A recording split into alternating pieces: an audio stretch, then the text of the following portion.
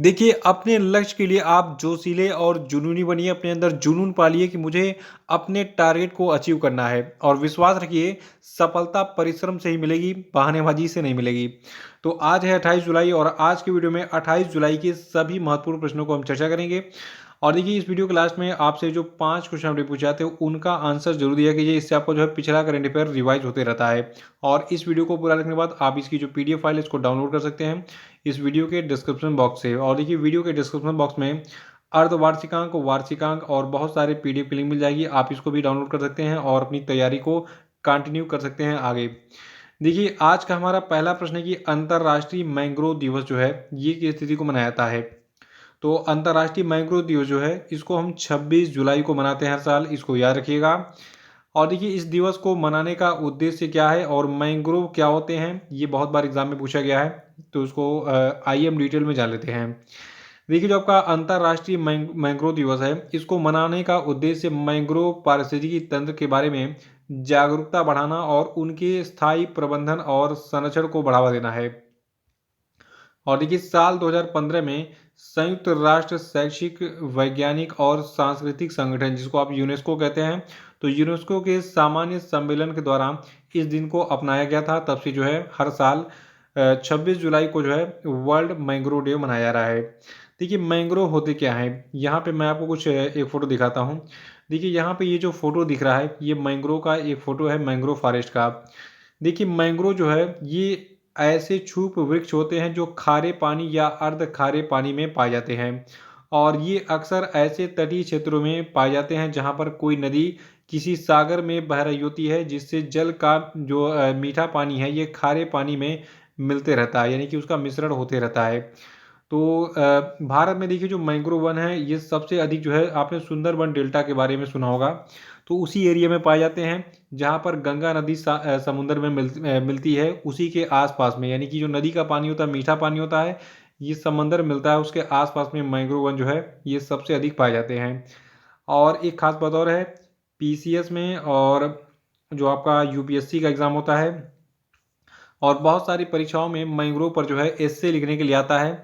तो मैंग्रोव के बारे में आप डिटेल अगर जानना चाहते हैं तो गूगल पे सर्च करके इसको पढ़ सकते हैं। अगर आपको बहुत ज़्यादा ज़रूरत होगी तो कमेंट में बताइएगा, मैं आपके लिए एक वीडियो बना दूंगा मैंग्रोव्स क्या होते हैं और इनका क्या महत्व है हमारे प्रकृति में, ठीक है। देखिए, अगला प्रश्न हमारा है कि भारत किस वर्ष महिला वनडे वर्ल्ड कप की मेज़बानी करेगा। देखिए, भारत जो है, ये 2025 में महिला वनडे वर्ल्ड कप की मेज़बानी करेगा। और भारत में इससे पहले आपको बता दूं, 2013 में महिला विश्व कप का आयोजन हुआ था और इसको जो है मुंबई में आयोजित किया गया था। और मुंबई में खेले गए फाइनल मैच में ऑस्ट्रेलिया ने जो है 2013 में महिला विश्व कप का खिताब जीता था।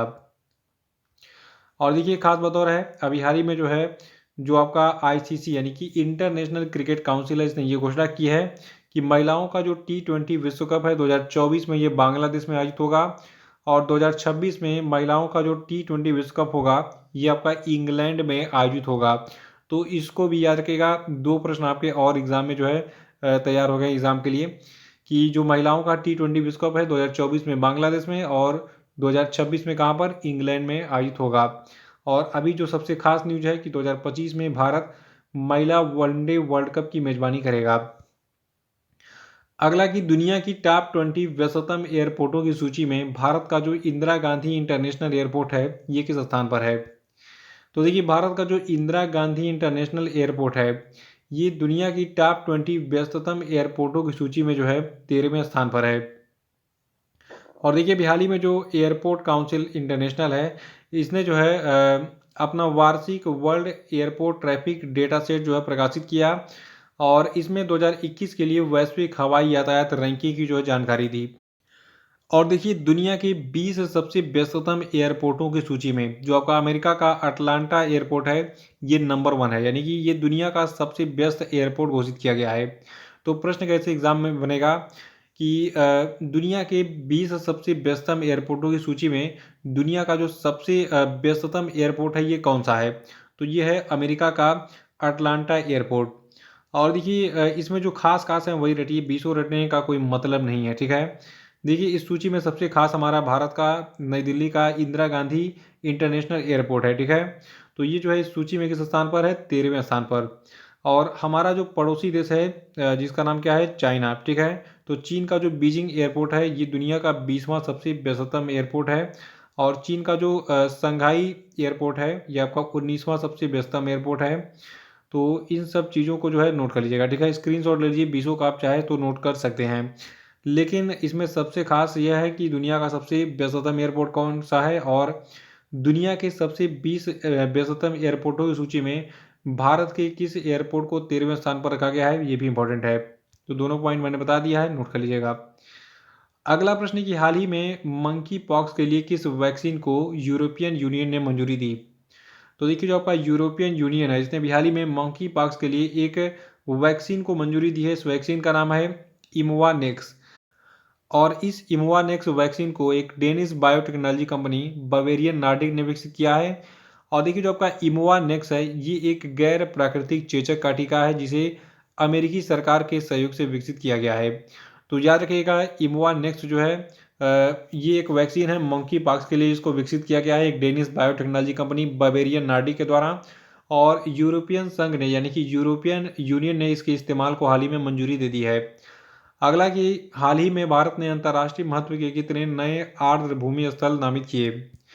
तो देखिए भारत में जो वेटलैंड थी इनकी संख्या बढ़ गई है। पहले जो है ये 49 हुआ करते थे, लेकिन अभी 5 नए जो है आर्द्र भूमि स्थल यानी कि वेटलैंड्स को जो है नामित किया गया है और इसको अप्रूवल भी मिल गया है, ठीक है। सबसे बड़ी बात है कि 5 नए वेटलैंड को अप्रूवल मिला है हाल ही में। और अब जो है भारत में वेटलैंड की संख्या कितनी हो गई है, 54 हो गई है 49 से। न्यूज़ को थोड़ा सा डिटेल में हम देख लेते हैं। देखिए हाल ही में 5 और भारतीय आर्द्रभूमि को अंतर्राष्ट्रीय महत्व के आर्द्रभूमि के रूप में जो है रामसर की मान्यता मिल गई है, जिसमें जो तमिलनाडु में स्थित 3 आर्द्रभूमि स्थल हैं इसको चिन्हित किया गया है। और तमिलनाडु में जो ये 3 आर्द्रभूमि स्थल चिन्हित किए गए हैं ये कौन कौन से हैं। देखिए पहला है करीकिली पक्षी अभ्यारण्य, और दूसरा आपका पल्ली करनई मार्स रिजर्व फॉरेस्ट, और तीसरा आपका है पीचवरम मैंग्रोव, ठीक है। तो इन तीनों को अभी हाल ही में जो है जो कि तमिलनाडु में स्थित हैं इनको जो है नए आर्द्र भूमि स्थल के रूप में शामिल किया गया है। और इनके साथ में 2 और कौन है, देखिए इसमें चौथा इस लिस्ट में है मिजोरम में स्थित पाला आर्द्र भूमि, और 5वां आपका है मध्य प्रदेश में स्थित साखे सागर, ठीक है। तो आप जिस राज्य में हैं अगर वहाँ का लोकल कोई एग्जाम देने जा रहे हैं तो अपने राज्य के कम से कम जो है नए वेटलैंड का नाम याद रखेगा। मिजोरम वाले याद रखेंगे कि मिजोरम का जो पाला आर्द्र भूमि है इसको अभी हाल ही में रामसर ने जो है भारत के नए आर्द्र भूमि स्थल के रूप में मान्यता दे दी है। और मध्य प्रदेश वाले याद रखेंगे कि जो आपका साख सागर है इसको नए वेटलैंड के रूप में हाल ही में मान्यता मिली है। और जो लोग तमिलनाडु से हैं वो याद रखेंगे कि तमिलनाडु में भी हाल ही में 3 आर्द्र भूमि स्थलों को चिन्हित किया गया है। इसमें से पहला है करी कीली पक्षी अभ्यारण्य, दूसरा है पल्ली करनई मार्स रिजर्व फॉरेस्ट, और तीसरा आपका है पीचवरम मैंग्रोव। मैंग्रोव क्या होता है ये मैंने आपको शुरू में ही बता दिया है, ठीक है, वीडियो के। देखिए इस प्रकार अब देश में जो है जो रामसर स्थल है इनकी कुल संख्या 49 से बढ़कर 54 हो गई है। और अगर आप UPSC, PCS, SSC, bank, railway कोई भी एग्जाम देंगे, ठीक है, जीएस में, उसमें जो है भारत में जो रामसर स्थल है इनकी संख्या बहुत बार पूछी गई है। तो अभी लेटेस्ट जितने भी एग्जाम होंगे अगले महीने से, याद रखिए अगर पूछा जाए कि भारत में रामसर स्थलों की कुल संख्या बढ़कर कितनी हो गई जुलाई 2022 में, तो देखिए 49 से बढ़कर ये हो गई है 54, ठीक है, क्योंकि 5 नए रामसर स्थलों को हाल ही में मान्यता मिल गई है। और देखिए छठवां है कि हाल ही में किसने जो है भोपाल, दिल्ली एयरपोर्ट, कांडला पोर्ट और बेंगलुरु पोर्ट में 5G की तैयारियों का ट्रायल शुरू किया। तो देखिए ट्राई का पूरा नाम जानना बहुत जरूरी है। बहुत सारे बच्चे ट्राई का मतलब नहीं जानते हैं। ट्राई का पूरा नाम है telephone regulatory authority of India, ठीक है। तो ट्राई ने क्या किया है हाल ही में भोपाल में, दिल्ली एयरपोर्ट पर और कांडला पोर्ट में और बेंगलुरु मेट्रो में जो है 5G तैयारियों का ट्रायल किया कि इनको अगर 5G लॉन्च किया जाए इन स्थलों पर तो क्या क्या परेशानियां हो सकती हैं क्या, और हमें जो है संसाधन जुटाने पड़ेंगे, तो इसका ट्रायल किया गया। इसलिए देखिए एक खास बात आज जो है मैं आपको बताने जा रहा हूँ जो कि एग्जाम में पूछा जाएगा, ध्यान सुनिएगा। देखिए अभी हाल ही में जो भारतीय दूर संचार नियामक प्राधिकरण है यानी कि telephone regulatory authority of India है, इसने जो है जो भोपाल स्मार्ट सिटी है, भोपाल स्मार्ट सिटी में नई दिल्ली में जीएमआर इंटरनेशनल एयरपोर्ट पर, दीनदयाल पोर्ट कांडला और जो नम्मा मेट्रो बेंगलुरु है वहाँ पर 5G तैयारियों का ट्रायल किया। और सबसे खास बात, यहाँ पर मैंने एक स्मार्ट सिटी का नाम लिया है, भोपाल स्मार्ट सिटी। देखिए 5G परीक्षण के मामले में स्मार्ट सिटी भोपाल जो है ये देश का पहला शहर बन गया है जहाँ पर ट्रैफिक सिग्नल पोल और street light pole, smart pole, billboard, direction board, road signage, food overbridge और सिटी बस शेल्टर जैसे स्ट्रीट फर्नीचर में जो है 5G की तैयारियों का जो है परीक्षण हाल ही में किया गया है। तो ये सबसे खास बात है आज की वीडियो में, आज के सबसे खास प्रश्नों में सबसे खास पॉइंट, ठीक है, नोट कर लीजिएगा। देखिए कोई भी घटना अगर पहली बार होती है, कुछ विशेष चीज़ें अगर पहली बार जो है होती है पूरी दुनिया में, तो वो एग्ज़ाम के लिए इंपॉर्टेंट बन जाती है और वो निश्चित रूप से पूछी जाती है, ठीक है। और मैं पिछले 5 सालों से यही चीज़ आपको रटा रहा हूँ और इसीलिए बहुत सारे बच्चे जो है इनको रट कर सेलेक्ट भी हो चुके हैं। तो आप जो नए बच्चे तैयारी कर रहे हैं उनको बता दूं कि जितनी भी घटनाएं दुनिया में पहली बार हो रही हैं, जैसे पहला कोविड वैक्सीन कौन सा था, पहली बार 5G जो है ये भारत में कहाँ कहाँ पर जो है मतलब इसका ट्रायल किया गया। और एक चीज़ मैंने बताई थी कि अगले साल मार्च महीने में क्या होगा, मार्च 2023 में जो है 5G सेवा शुरू हो जाएगी भारत में। तो अब जो है जो स्मार्टफोन आप लेने की तैयारी कर रहे हैं तो 4G फ़ोन मत लीजिएगा, क्योंकि ये अगले साल मार्च में कबाड़ा हो जाएगा। 5G फ़ोन खरीदिए और अगले साल मार्च से जो है आप 5G का मज़ा लेना शुरू कर दीजिए, ठीक है। सातवां प्रश्न कि हाल ही में किसने 29 जुलाई को Gujarat international finance tech city, जिसको गिफ्ट सिटी के नाम से आप जानते हैं, तो गिफ्ट सिटी में देश के पहले अंतर्राष्ट्रीय बुलियन एक्सचेंज की शुरुआत की। तो देखिए अभी हाल ही में पीएम मोदी ने जो है अंतर्राष्ट्रीय बुलियन एक्सचेंज की शुरुआत की है। और अंतर्राष्ट्रीय बुलियन एक्सचेंज में क्या काम होगा ये मैं आपको बता देता हूँ और ये चीज़ एग्जाम के लिए इंपॉर्टेंट है। देखिए जो आपका ये अंतर्राष्ट्रीय बुलियन एक्सचेंज यानी कि इंटरनेशनल बुलियन एक्सचेंज IBX जो अभी हाल ही में लॉन्च किया गया है, शुरू किया गया है। तो ये एक्सचेंज जो है इसको भारत में सोने के आयात का बड़ा एंट्री गेट माना जा रहा है। और ऐसा बताया गया है कि अब देश में यानी कि भारत में जो भी सोना बाहर से आएगा वो IBX के माध्यम से ही आएगा, यानी कि इंटरनेशनल बुलियन एक्सचेंज के जरिए आएगा। तो ये चीज़ नोट कर लीजिएगा, ये चीज़ इंपॉर्टेंट है एग्ज़ाम के लिए। और सबसे खास बात, अभी देखिए हाल ही में एक एग्ज़ाम में पूछा गया था कि गिफ्ट सिटी जो गुजरात में है इसका पूरा नाम क्या है।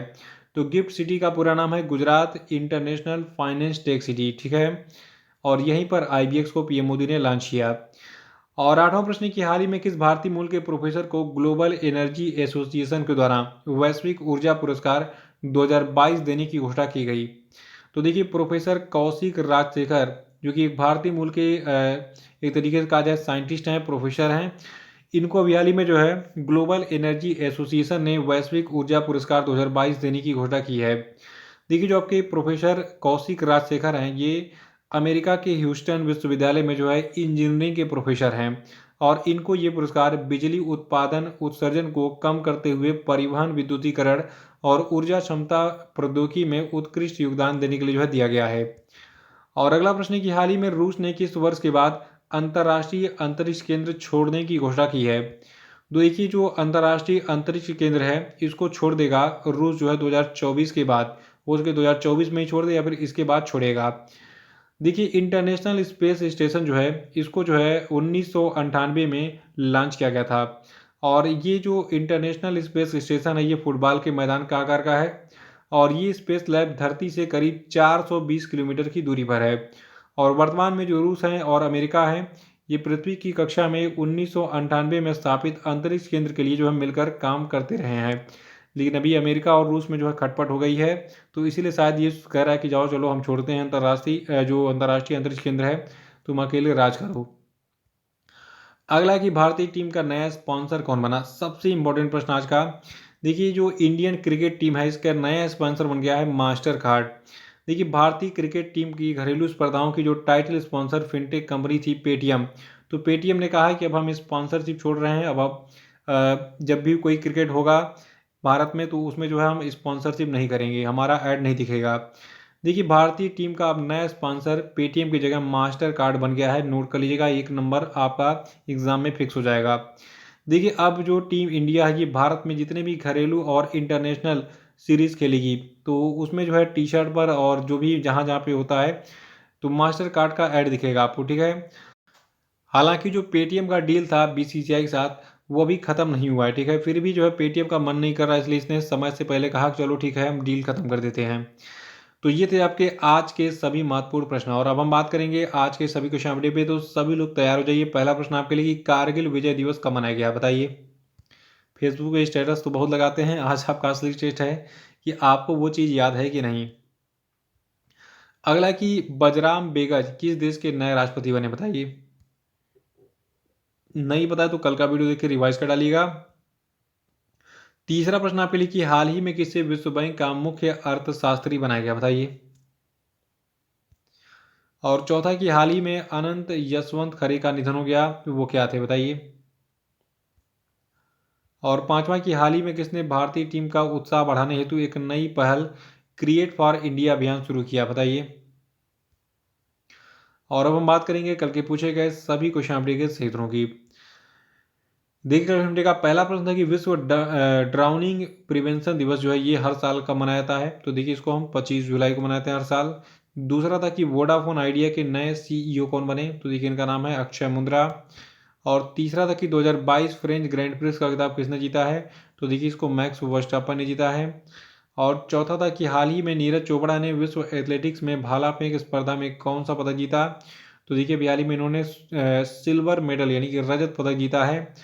और पांचवा था कि 15 जुलाई को समाप्त सप्ताह के दौरान भारत का विदेशी मुद्रा भंडार 7.5 अरब डॉलर घटकर कितना हो गया, तो देखिए ये हो गया है 572.7 अरब डॉलर। तो इसी के साथ आज का वीडियो समाप्त होता है। जय हिंद, जय भारत।